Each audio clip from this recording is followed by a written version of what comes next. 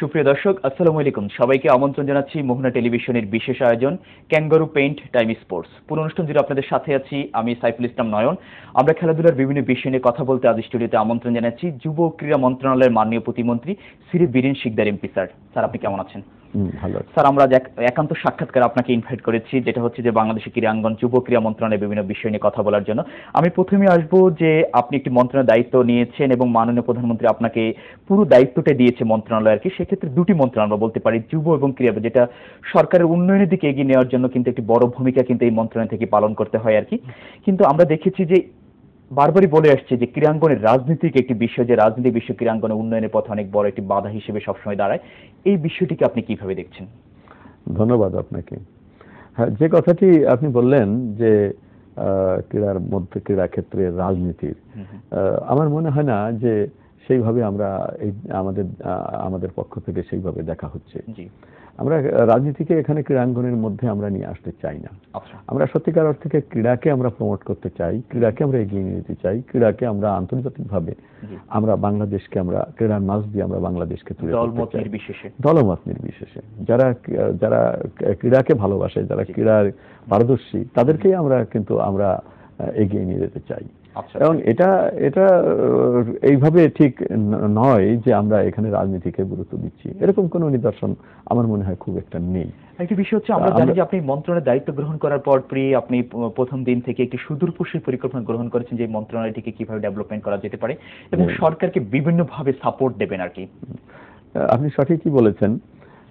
আমাদের মাননীয় প্রধানমন্ত্রী, আমাদের প্রিয় নেত্রী, জননেত্রী শেখ হাসিনা, তিনি এবারে আমাকে এই দায়িত্ব আমাকে প্রদান করেছেন। তিনি আমার প্রতি আস্থা স্থাপন করেছেন। মূলত এটা খুব যে আমার জন্য যে আমি ইতোপূর্বে আমি আমার রাজনৈতিক যে কর্মকাণ্ড আমি সারা জীবন ধরে আমি এটা করে আসছি। তো আজকে এটা নতুন কিছু নয়, কারণ নেত্রী আমাকে দায়িত্ব প্রদান করেছেন, আস্থা স্থাপন করেছেন, এইটি বড় কথা। এখানে আমি যে খুব আমার এতে খুব বেশি আমি পার্লামেন্টের সদস্য নির্বাচিত হয়েছে, বারবার সংসদ সদস্য নির্বাচিত হয়েছে। তো সেখানে আমার সে দায়িত্বের অতিরিক্ত হিসাবে এবারে উনি আমাকে মনে করেছেন যে এখানে আস্থা রেখেছেন, সেটার জন্য আমি মাননীয় প্রধানমন্ত্রীকে আমি অবশ্যই ধন্যবাদ জানাই।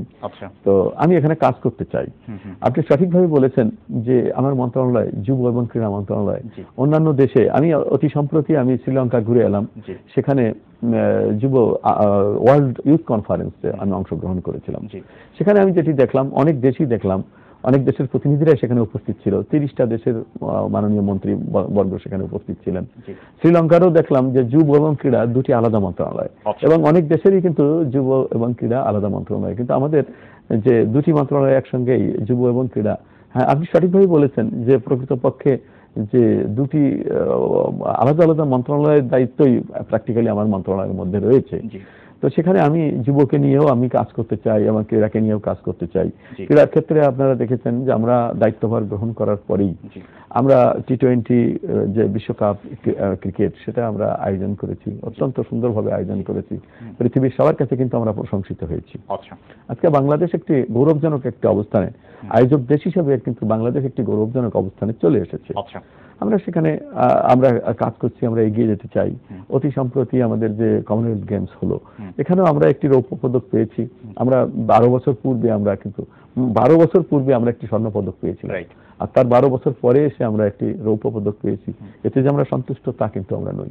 আমরা প্রত্যেকটি আমাদের কয়েকটি ডিসিপ্লিনে দেখা যাবে যে আমাদের খুব সামান্য ব্যবধানে কিন্তু আমরা সেখানে আমাদের কথা যোগ করতে চাচ্ছিলাম, যেটা হচ্ছে যে আপনি বলছেন ক্রিকেটে বাংলাদেশ বেশ ডেভেলপমেন্ট করেছে। শুধু ক্রিকেট দিয়ে কি আসলে একটি দেশের উন্নয়নকে আশা করা যায়? প্রত্যেকটি খেলা আলাদা কি আলাদা ভাবে ডেভেলপমেন্ট করা দরকার? হ্যাঁ, প্রত্যেকটি আমরা তো সবাইকেই আমরা উৎসাহিত করছি, সবাইকে আমরা সহযোগিতা করছি। আমার 45টা ফেডারেশন রয়েছে, 45টা ফেডারেশনে তাদের স্ব ক্ষেত্রে যে আমাদের এমনকি আমাদের যে টাইকোয়ান্ডো ফেডারেশন আছে, তারাও কিন্তু তাদেরও কিন্তু বেশ সম্ভাবনা আছে আমাদের দেশে।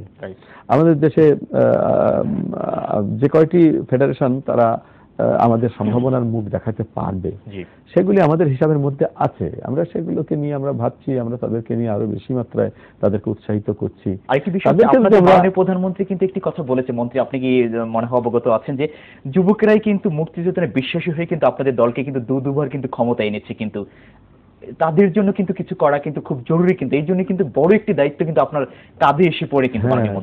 সেটা আপনি সঠিক বলেছেন। এই যুব সম্প্রদায় এরা আশান্বিত হয়েছিল 2009 সালের নির্বাচনে। আমাদের মাননীয় প্রধানমন্ত্রী এই যুব সমাজের যে স্বপ্ন দেখিয়েছিলেন, যে স্বপ্নটা দেখিয়েছিলেন যে 2021 সালের মধ্যে আমরা সমৃদ্ধ বাংলাদেশ গড়ব, 2021 সালের মধ্যে আমরা নিজের পায়ে দাঁড়ানো বাংলাদেশ গড়ব, আমরা একটি সম্মানিত জাতি হিসাবে এই বাংলাদেশকে, এই বাঙালি জাতিকে একটি সম্মানিত জাতি হিসাবে পৃথিবীর মধ্যে আমরা তুলে ধরবো।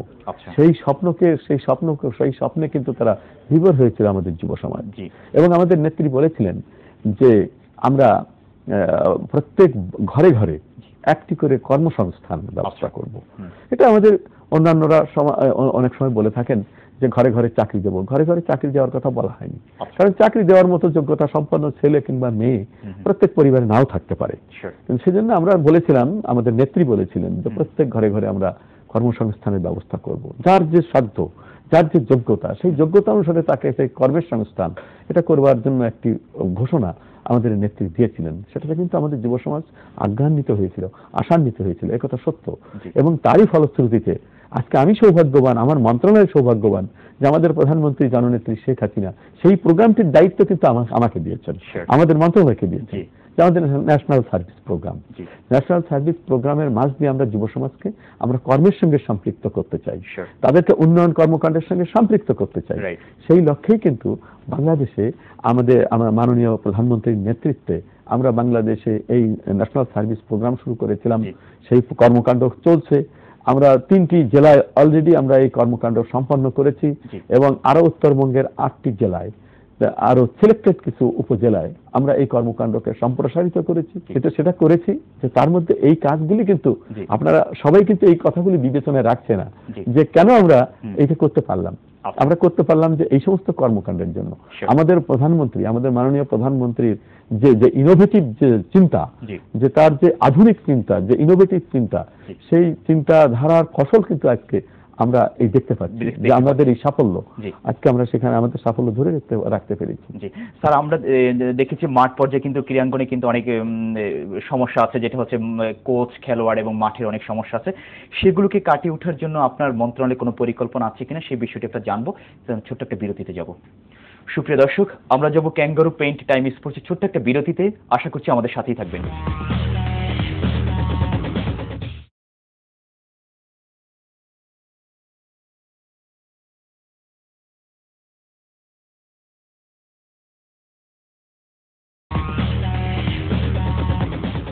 সুপ্রিয় দর্শক, বিরতির পর আবারও সবাইকে আমন্ত্রণ জানাচ্ছি ক্যাঙ্গারু পেইন্ট টাইম স্পোর্টসে। অত্যন্ত একজন প্রিয় মানুষ আমাদের সাথে আছেন, গণপ্রজাতন্ত্রী বাংলাদেশ সরকারের যুব ও ক্রীড়া মন্ত্রণালয়ের মাননীয় প্রতিমন্ত্রী শ্রী বীরেন শিকদার এমপি স্যার। যেটা বিরতির আগে আমরা প্রশ্ন রেখেছিলাম যে আসলে মাঠ পর্যায়ে যে সমস্যাগুলো আছে সেগুলোকে সমাধান করার জন্য, কাটিয়ে ওঠার জন্য কোনো পরিকল্পনা আছে কিনা আপনাদের?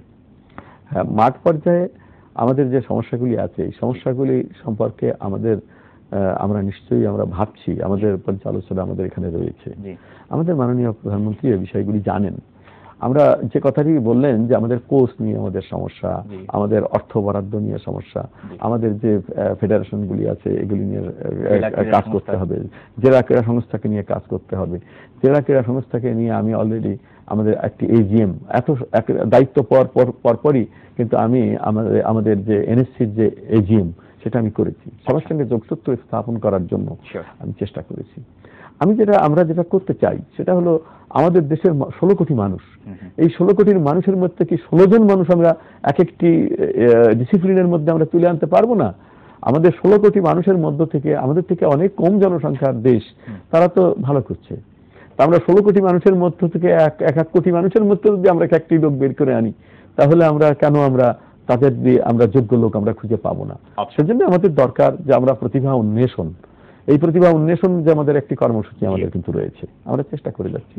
আগামীতে আমি আপনাদেরকে দেখাবো যে প্রতিভা উন্মেষণ কর্মসূচি যেভাবে আমাদের চলছিল এটাকে আমি একটু পরিবর্তন করতে চাই। আমার একটি নতুন চিন্তাধারা এর মধ্যে আমি সন্নিবেশ করতে চাই। সন্নিবেশ করে আমি সমগ্র বাংলাদেশ থেকে একেবারে গ্রাসরুট লেভেল থেকে আমাদের সমস্ত গ্রাম, সমস্ত শহর, একেবারে প্রতিটা এলাকা থেকে সুন্দরভাবে আমরা এই প্রকৃত যারা প্রতিভা তাদেরকে আমরা তুলে আনতে চাই।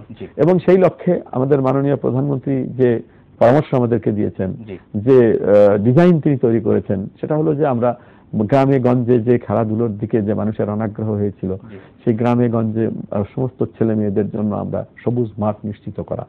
তার জন্য আমরা উপজেলা লেভেলে প্রত্যেক উপজেলায় একটি করে আমরা মিনি স্টেডিয়াম আমরা তৈরি করব। সবার জন্য আমরা সবুজ মাঠ আমরা নিশ্চিত করব। তাদেরকে আমরা সেখান থেকে আমরা প্রতিভা উন্মেষণ করে তুলে আনতে চাই, জাতীয় পর্যায়ে তুলে আনতে চাই। তাহলে নিশ্চয়ই আমরা এরকম প্রতিভা আমরা পাবো যারা আমাদের দেশের মুখ উজ্জ্বল করবে। জেলা পর্যায়ে কিন্তু স্টেডিয়াম, উপজেলা পর্যায়ে স্টেডিয়ামে কিন্তু অনেকগুলো স্টেডিয়াম কিন্তু এখন কিন্তু বেহাল অবস্থা আমরা কিন্তু অনেক সময় লক্ষ্য করছি, কিন্তু সেগুলোকে মানে সংস্কার করার কোনো পরিকল্পনা আপনাদের আছে কিনা? হ্যাঁ, এই ইনফরমেশনটি আপনাকে দেওয়া দরকার এবং দেশবাসীকেও দেওয়া দরকার। সেটা হলো যে আমরা ইতিমধ্যেই আমরা 34টা জেলায় আমরা যে স্টেডিয়ামগুলি আছে, এই স্টেডিয়ামগুলোর বেহাল দশা ছিল, এই কথা সত্য। এবং 34টা জেলায় আমার উন্নয়ন কর্মকাণ্ড চলছে।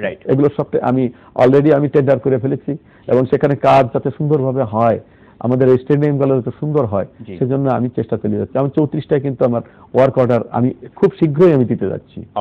এবং বিভাগীয় পর্যায়ে যে 5টি স্টেডিয়াম আমরা উন্নত করেছি, সেটা আন্তর্জাতিক মানের নিয়ে গেছি, সেটা আপনারা জানেন। আর জেলা পর্যায়ে 34টায় আমার কাজ চলছে এবং বাদবাকি যেগুলো আছে সেগুলো আমরা অবকাঠামোগত যে অসুবিধাগুলি আছে সেই অসুবিধাগুলো দূর করার জন্য আমরা চেষ্টা চালিয়ে যাচ্ছি। আর আমাদের নতুন করে স্টেডিয়াম তৈরি করার এই পরিকল্পনা আমাদের রয়েছে।